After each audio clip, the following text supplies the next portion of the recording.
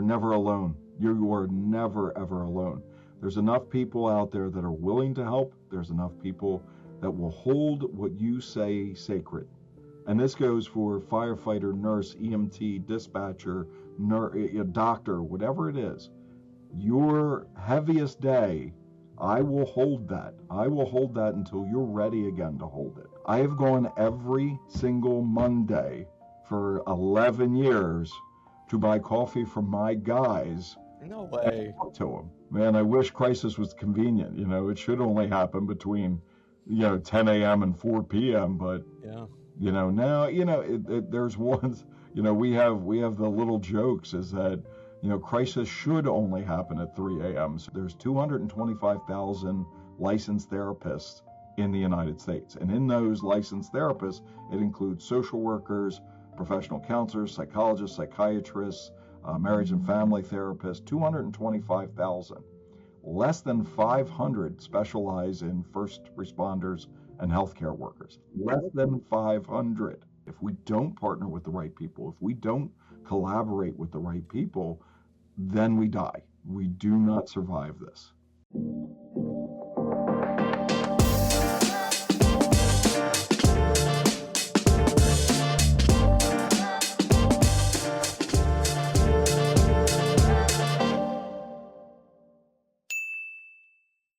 Welcome back to another episode here on the Hard and Hustle podcast. And Dennis, before we get into titles and organizations, man, you've been on the ground, 9/11, Katrina, Sandy Hook, post-Columbine, 30 years of just showing up in the worst moments in American history. Who are you at the core, man? So I am a retired pizza maker, and I am a father of 3 is who I am at the absolute core. Look, and I said this, and you know that, I have my little TikTok obsession now where I'm doing videos and all that, is that what I do is a trauma therapist, and I've been a trauma therapist for 30 years now. I specialize within first responders, and I specialize in healthcare folks, and I do world disasters, and I do mass shootings and all, but at the core, I am a 4-year-old that started flipping pizzas at the St. Anthony's Italian Festival. And I am a father of a 28-year-old, a 24-year-old, and a 4.5-year-old because I know what I did during the pandemic. Thank you very much. I was going to say, what the hell happened there, Dennis? No, that's my little buddy. And I'll tell you right now, it's wild for me. When I was in my 20s, when I was a young guy in my early 20s, having my 2 older kids who I absolutely adore. I raised them on my own. I was a single father and absolutely adore them. But when this little one came around, I can't get enough time with her. I can't get enough, love it. Like even this afternoon, I'm taking her to swim lesson, and it's this wild stuff that I really enjoy because I think I have a little bit more patience now in my 50s than I did when I was like 24, 25 years old. You know what's funny is when someone asks me, like, what do you learn from being a parent? The first thing I say very quickly is patience. Yeah. And my best friend, she's in the middle right now of, being pregnant and about to be a mother, and she has no patience. I said, you better get it together because your child is about to teach you this patience. I got 2. So God bless, No, patience is, when they say patience is a virtue, I think it's a needed commodity. I agree. Patience. If I could sell that, I'd be a billionaire because this little girl, like even this morning, she came in at like 2:30 in the morning, and she does, and it's cute, and I get it. I'm out cold, and I get the knock on the door swings open. I gotta go potty, and I'm like, thank you for telling. It's 2:30. Yeah, and I don't get upset. Obviously I try to teach her right from wrong, and so forth. But it's wild. And then the contrasting view is that here I am, this father, and this retired pizza maker and whatever it is. But then I've been on these world disasters, and I see patients every day, and we do these things that ultimately are just so almost contradictory, but yet that's a part of who I am and what I love. And kind of just talking a little bit about just the story. You shared a story with me of the space that you're in, and it was about the Dunkin Donuts moment. at Sandy Hook. Random Yeah. girl, right? Large black coffee, and she starts crying, and that kind of became the foundation of everything you continue to build. Yep. How does something that small become something that big? And we, from a child, right? Something that small becomes so big in our lives, and this same thing, small moment becomes so big in your life. Well, you think about the butterfly effect, right? You've heard of that. The butterfly flaps his wings off the white coast of Africa, and we have a hurricane here in the United States because of the butterfly effect. There's that ripple effect of little things, and the story of Sandy Hook is the my why, or the reason for the Trauma Survivors Foundation. I ran into a college co-ed at 6 o'clock in the morning.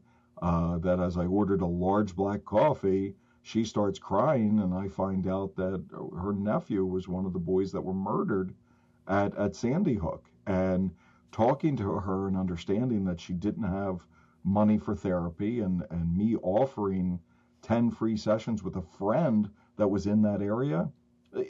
I don't know. It's one of those things of, we'll call it karma, kismet, we'll call it, natural happenstance or whatever it is, but it's looking at those moments and understanding that's the moment you have to step up.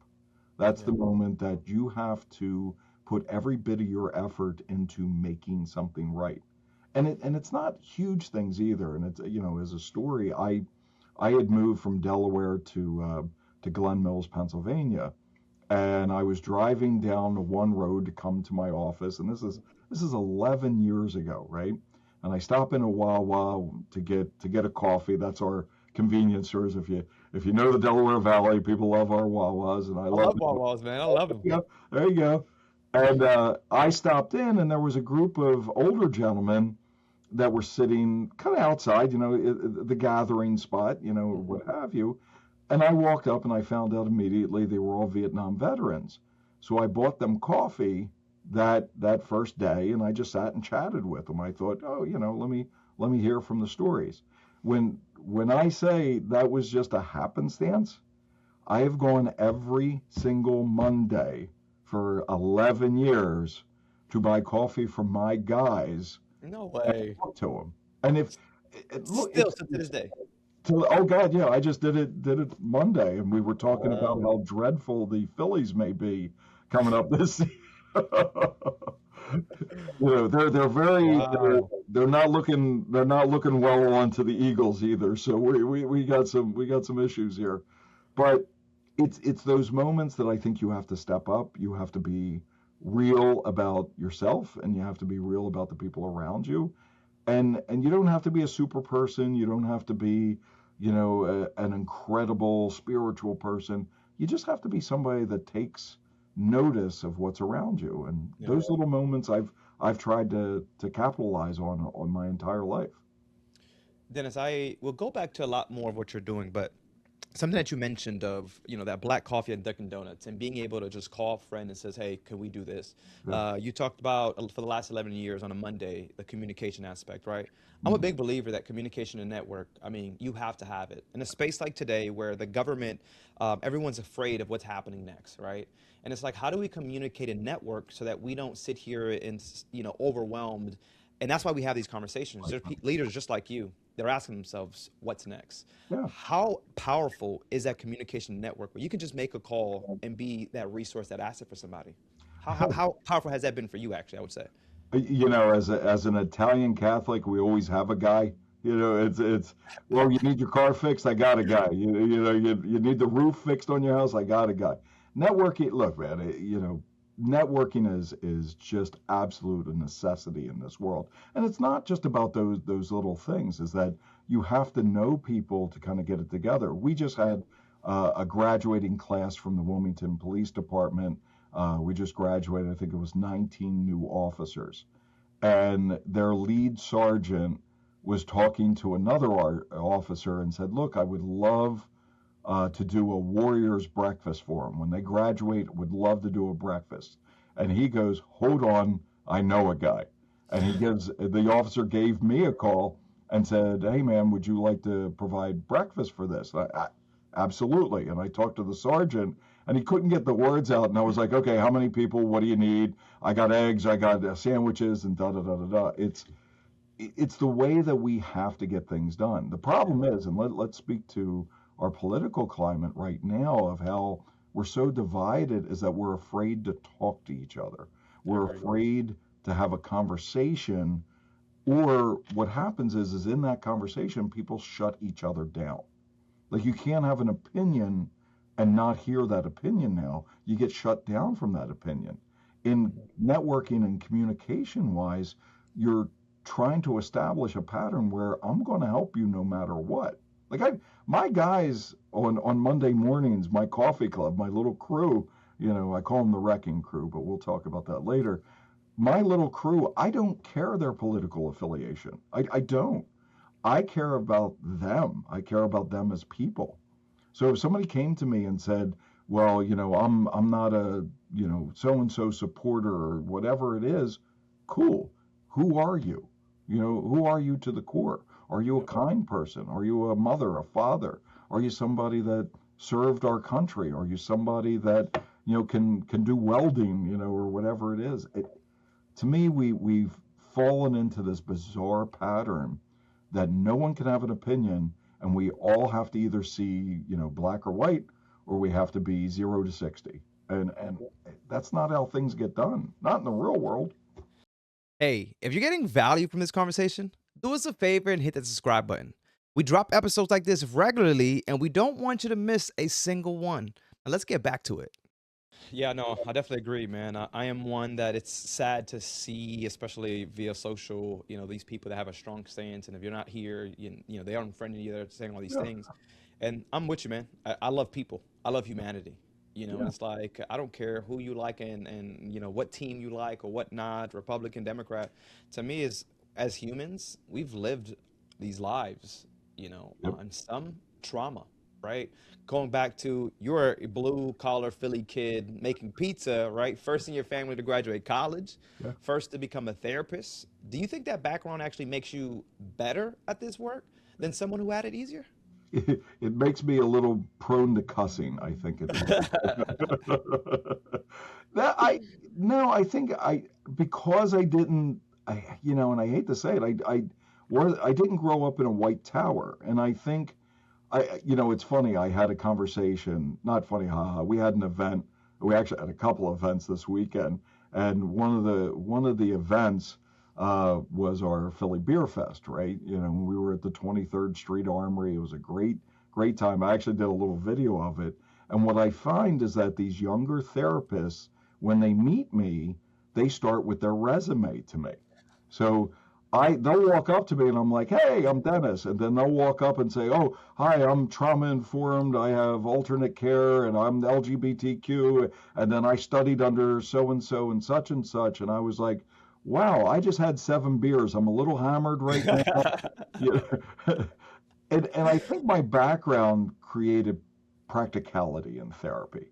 I think when you're raised in an environment, you're not looking at a person sitting across from you as a human. You're looking at them as an agenda, or you're looking at them as a narrative, or you're looking at them as a diagnosis. And I look at the people sitting across from me as a person. Like the patient wise, obviously, my specialties with first responders and healthcare are a little different, but when they walk in, they're a whole person. I'm going to revel in their successes. I'm going to help them through their failures, where I'm not going to look at them and go, oh, well, you were traumatized as a kid, so here's the formulaic approach that I have to take to you, and then ultimately I will diagnose you, and this is exactly. No, you're a person first. Yep. And I think maybe, and I don't want to throw anything out there, maybe my background was more akin to knowing a person versus kind of, a diagnosis. Yeah. Although I diagnose everybody, it's just the name of the game. Hey man, that's what you signed up for, right? No, I Yeah. think very, as we kind of talked about earlier, when we talk about all these different places, and me and you were able to talk about posts and what that actually, looked like for me, and you from your experience and what it actually looked like. But I think people may not understand like trauma survivors foundation and what it actually looks like today, right? Can you kind of walk us through? Because from the outside, people might think it's one thing, but you have, teams, university training programs, national conferences, scholarship programs, and a first responder app. And I might be incorrect, but I did my research, right? Am I right here? You did well, man. You did well. How do you describe all of that, man? Like this, a lot of things to describe. Lot of coffee, a lot of caffeine. It's Coffee is your thing, I see, huh? no, it's funny. We started with that simple, it started with our gal up in Sandy Hook. Being a trauma therapist through the years, I was being called to the all natural disasters, mass shootings, the world disasters. I can honestly say I've been worldwide to some of the most horrific events that have been known to man. And when you are humbled by somebody by just ordering a black coffee, and they break down in front of you, that call to action has to be pretty quick. Yeah. You have to do it swiftly. So the initial part of the foundation was just being able to do the follow-up care after an incident. Like, we're called in immediately. So we're called in once something happened. It's kind of funny. It was never it's one of those things of knowing when things happen before everybody else knows that they're Yeah. happening. Like, I'm called to things the minute they happen, and it doesn't break the news until 3 hours after I've been there. And so that it's kind of special, but at the same token, you're doing immediate work. The work that the foundation is trying to do is the follow-up care of the days, the weeks, the months later that somebody is sitting alone thinking, my God, I just went through the worst day of my entire life and it's affecting me. So we started with that model, the 5 session model of if somebody gave us a call based in these events, we would get them to one of our therapists that you could see, and it's going to be free of charge. So we went there, and then we started thinking, well, wait a minute, we're working with first responders as well, so we want to provide them the mental health care. Oh, wait, we're working with ER staff and hospital. We want to provide them with care. So it started building, and then we said, okay, this is enormous, right? This is huge. So we started developing programs where we're teaching first responders and healthcare workers how to debrief each other, how to take care of each other, and then it goes, well, okay, so now we're doing that. What else do we need to do? Oh, let's try therapy dogs. That makes sense. And everything continued to build on what it was. And then in the course of it all, you start having events to fundraise, and then you start doing podcasts, and then you start doing, TikToks. And so everything just became natural progression to it. The foundation right now, we're working on e-learning. So we are going to have on the platform e-learning where someone can come in and get a crisis intervention certification through our website in an e-learning platform. So you think about, the police officer in Montgomery, Texas, that wants to help their department, then they could go to our website, do the e-learning, have some leadership courses and so on, and now they bring it back to their department, and they're the go-to person for mental health. So we're trying to expand it, not just not just first responders healthcare. We want to expand it even further.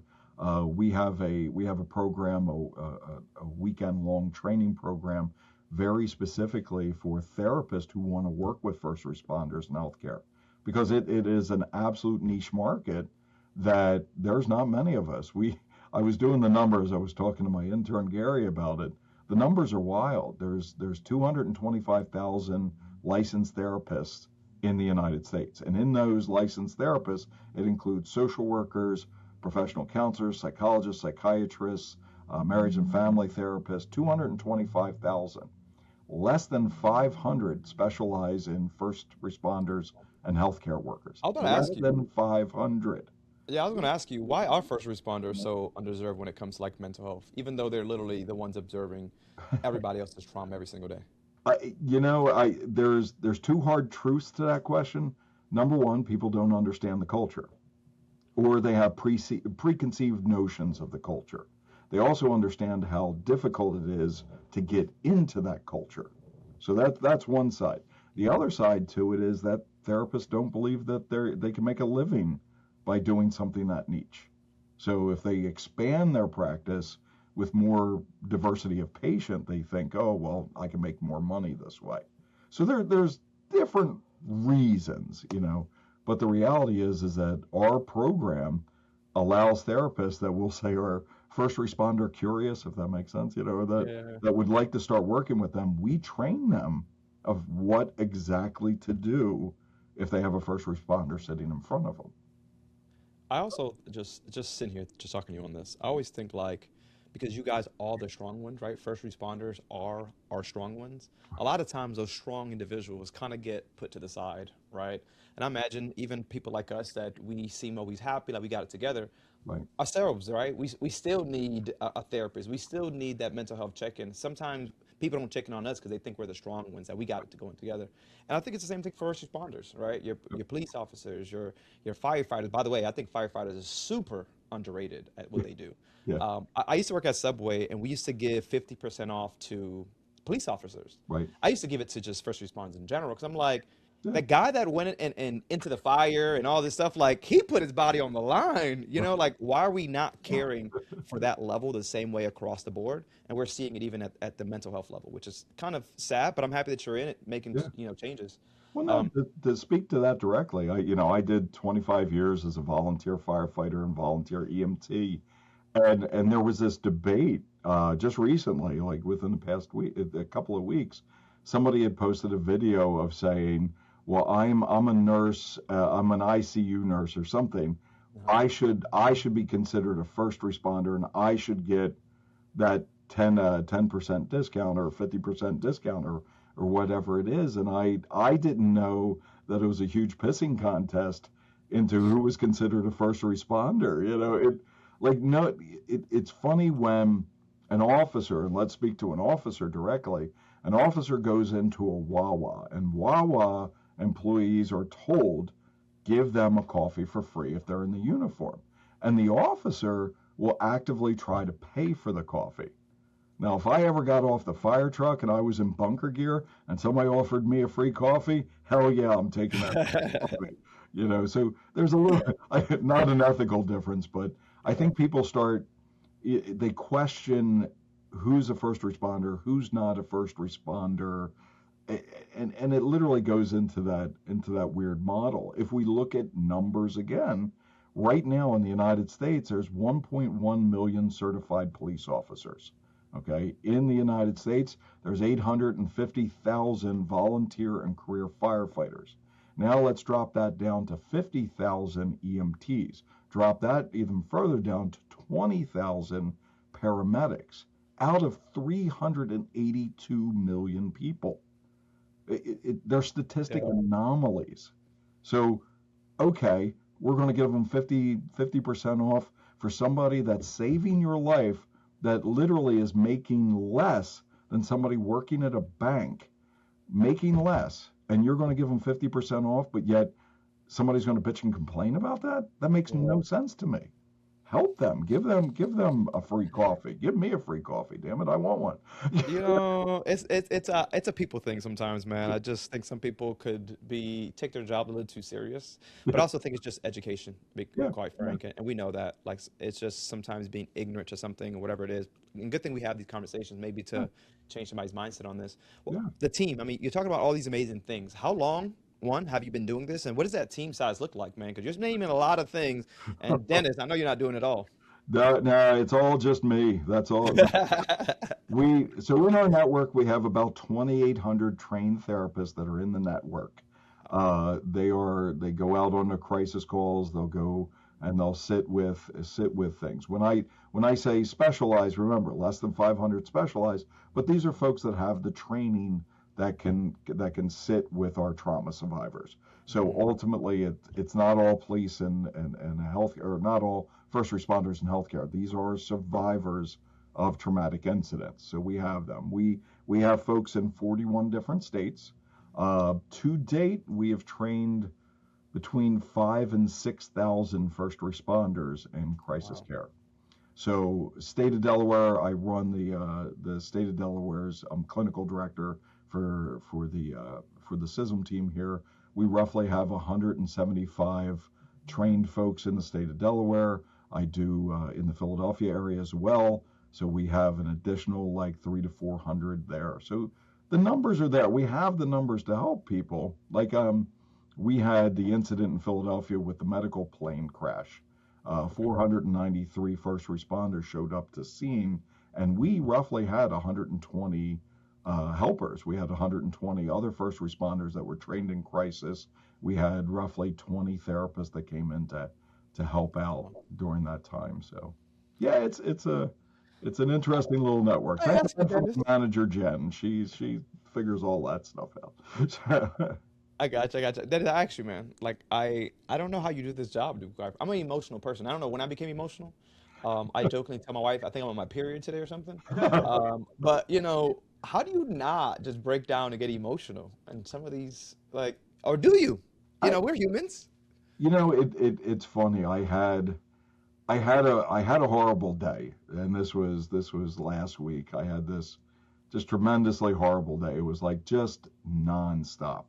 Just there was a few crisis calls. There was patients. It was nonstop, and as I said, my 4.5-year-old comes running into my room at 2 a.m. and I had gotten her, at the end of the day, got her to bed, and I just put my head down, just, tons of calls, just tons of everything going on. I put my head down, she comes into the room, and she just looks at me, and she goes, "Daddy, I love you." And she kissed me in the forehead, and then she went Oh, back to her room.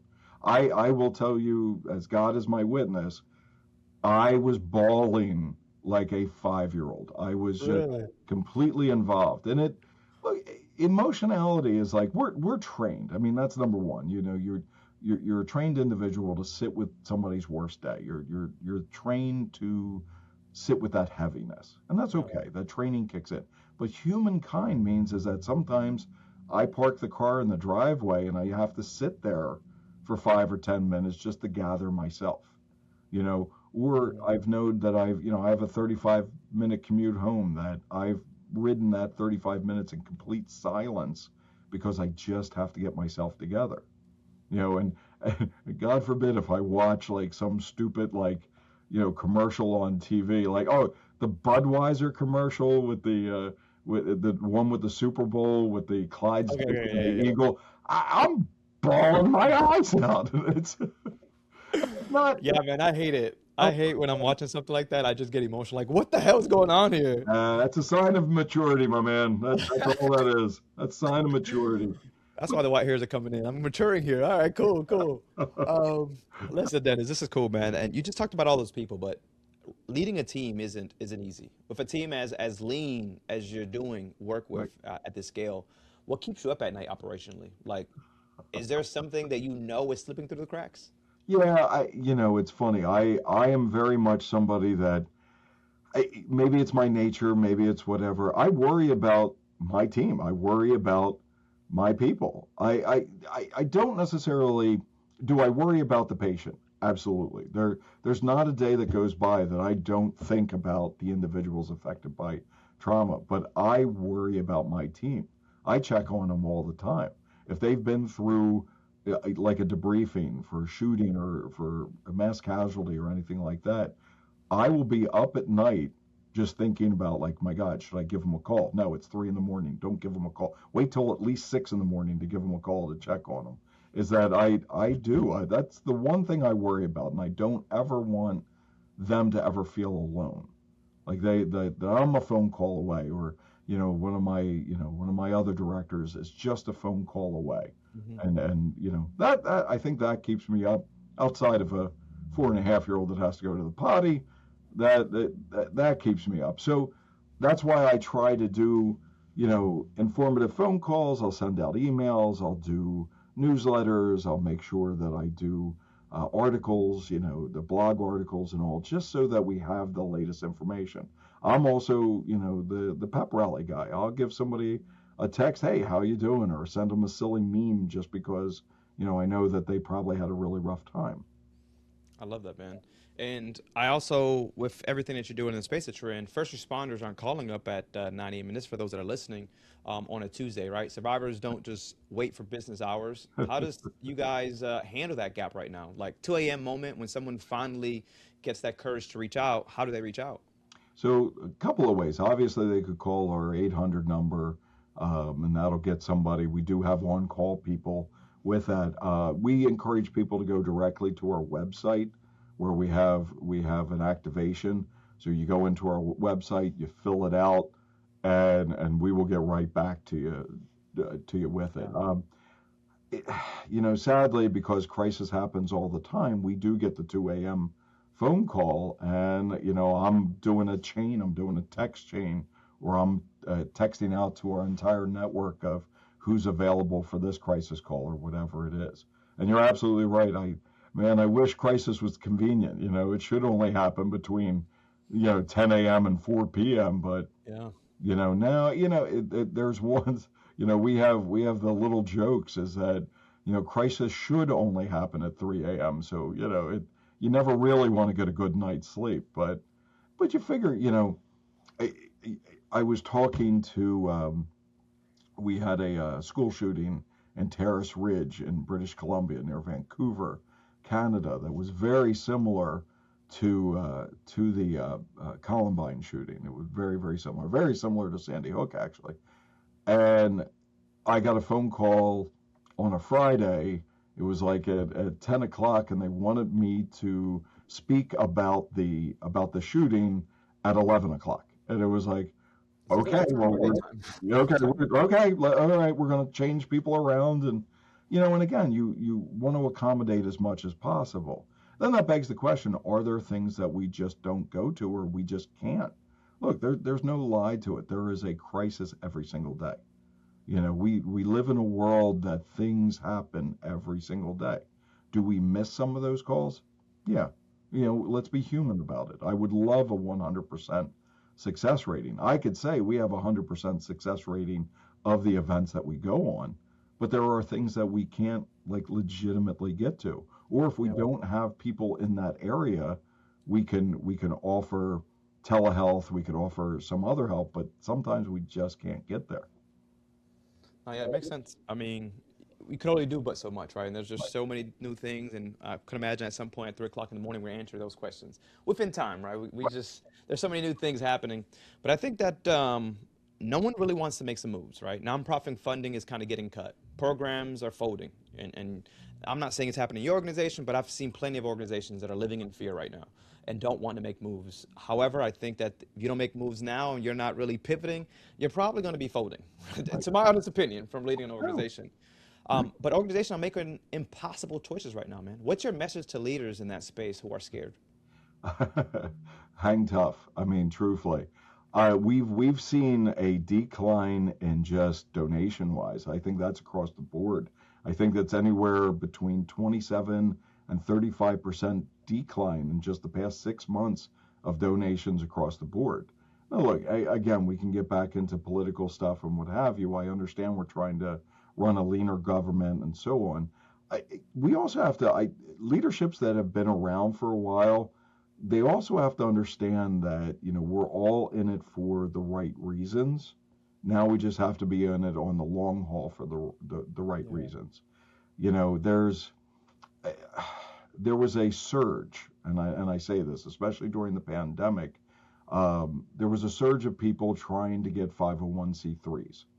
And you were finding out that they were not legitimate nonprofits. And I'm saying that in the nicest, most elegant way I could possibly say. So when you had people that were doing nefarious things with a 501c3, then ultimately everybody suffers.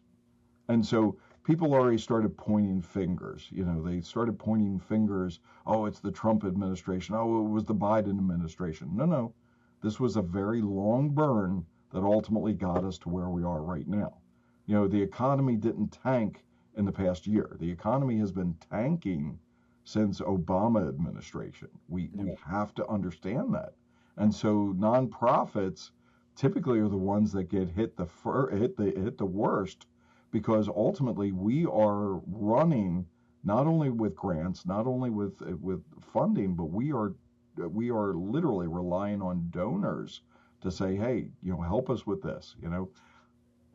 Huge donors have stopped donating money because they just can't.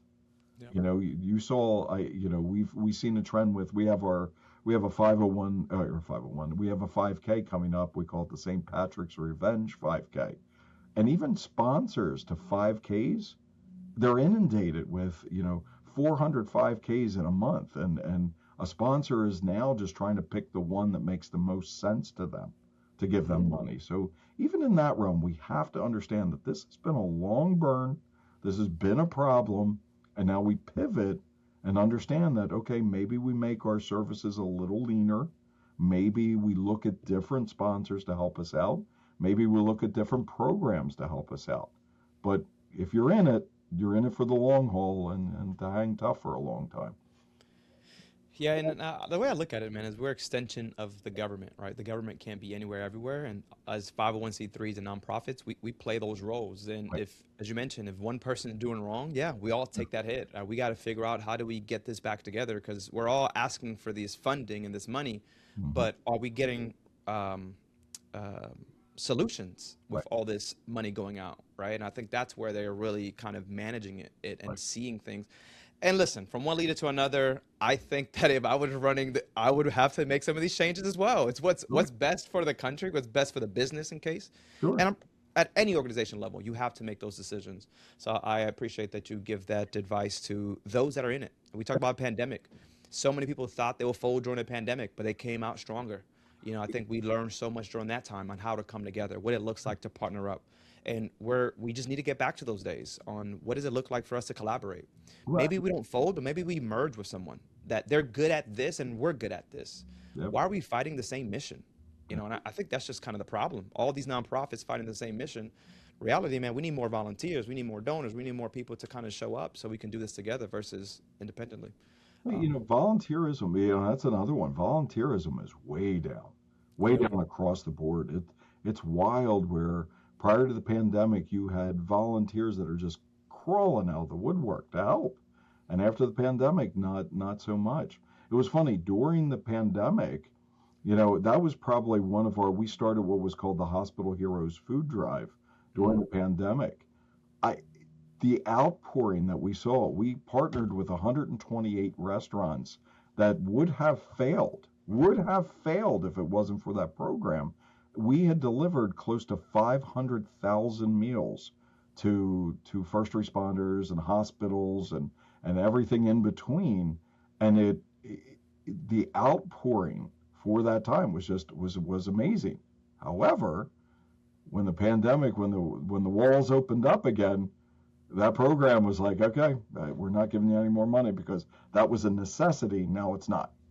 And it was wild how quickly it had to pivot to something else. We even did, Christ, we did 150 deliveries with like dog and cat food. It was just so wild. It was so wild of a time. And if we didn't partner with those, you think about it.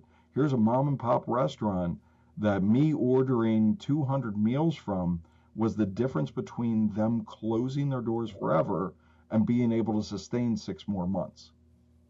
You know, 100% true. it's a very wild time. So again, leadership has to understand that we've been in a slow burn for a long time. And you're absolutely right. If we don't partner with the right people, if we don't collaborate with the right people, then we die. We do not survive this. Then it's 30 years, man, doing this. What's the story that still gets you? The one you carry forever. Ooh. Ah. I had So, to put you in the hot seat, oh, man, that's a tough one. There's so many, and it's funny, and I've been saying it's funny a lot because it's just the irony of it all. There was probably one, and I think there was a funny one, and then there was one, that just hits you. The funny one that ultimately I will remember, to this day. We were tasked, my partner and I, when we were down at the Hurricane Katrina relief efforts. I was down in that area for 4 months, and we were tasked to find 350 people, whether they were alive or dead. We had to find them, and it was an insane time. So my partner and I had gone down. We were in this makeshift emergency response vehicle, and it had just been one hell of a day. We found, I think at that point, we probably only found about 50 people. And out of the 50 names that we had 350 names. Out of those 50 that we found, 30 were dead. And that was and you're trying to tell the families, and you're trying to move around. And it just happened to be a 115-degree day. We were just having more and more issues. And I I got that Italian little whatever in me, and I'm standing at this intersection where the signs were blown down, and we're trying to find this woman. We were trying to find this person. We couldn't find this family. The family was asking us to find them. And here I am at this intersection. There's no signs. Houses are all ripped up, and I lost my mind. Like I went street real quick. I'm cussing out the heavens. I'm cussing out hell. I'm cussing out and my poor partner's looking at me. Now, my partner at the time was a Colorado State police officer. He's now an Episcopal priest. So I think I scared the hell out of him. So Steve's trying to calm me. It was the curse words. It got to him. I literally, if I don't go to hell for that one day, I don't know how I'm not going to get there.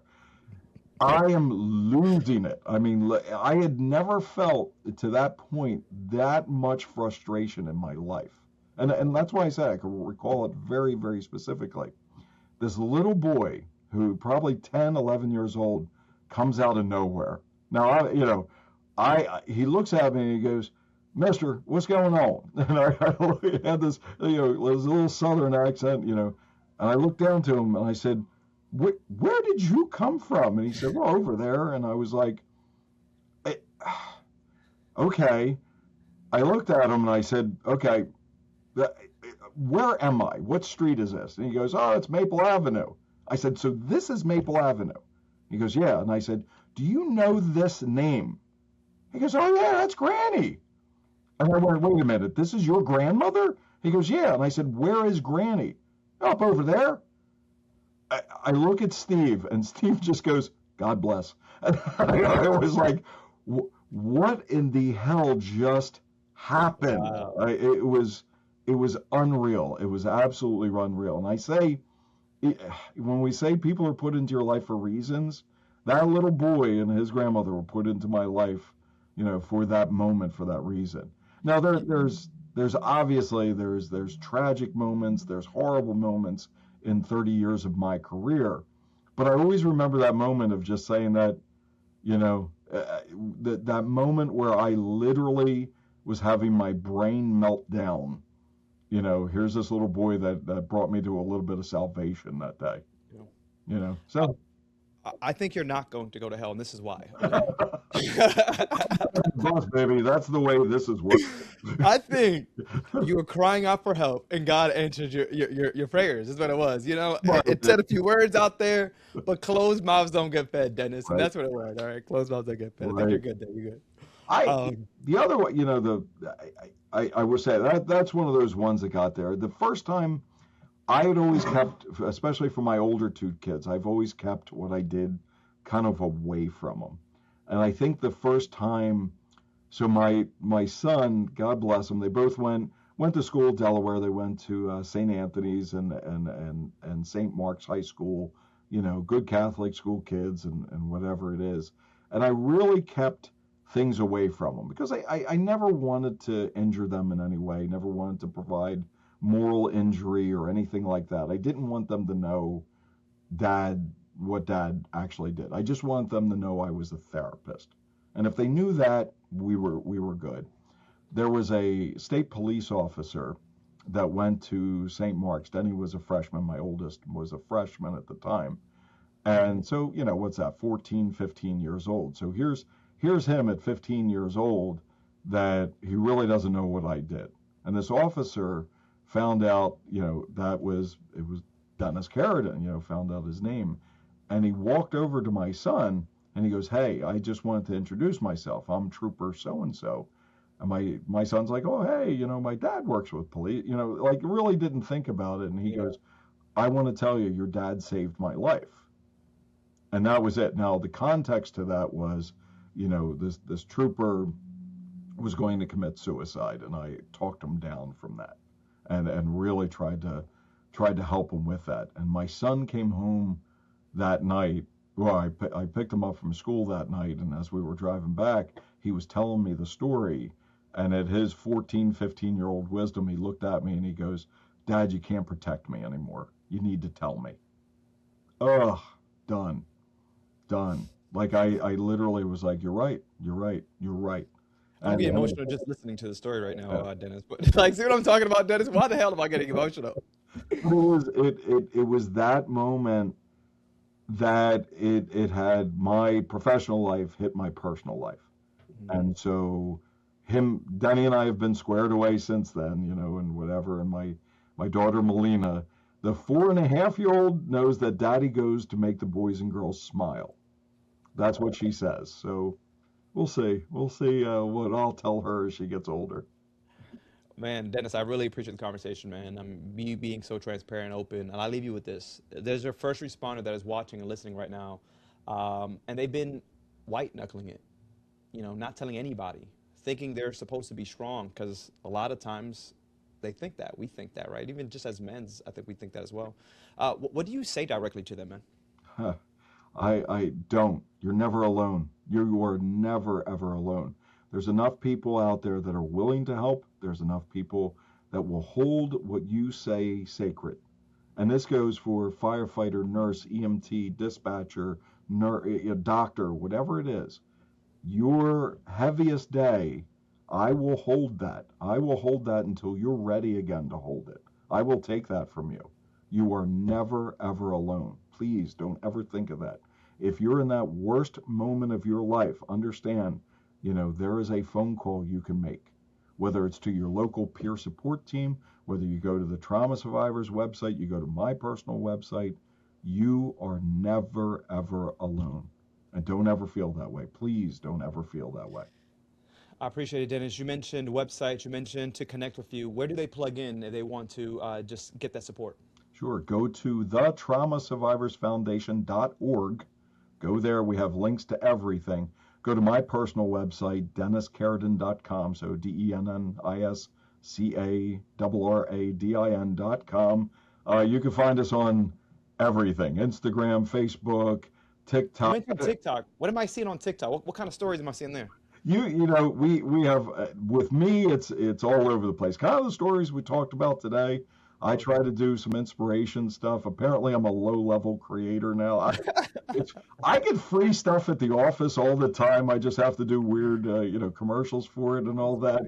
But it's funny. I didn't start. I was late in the game with TikTok. I only started this past summer, and I've enjoyed just kind of giving education.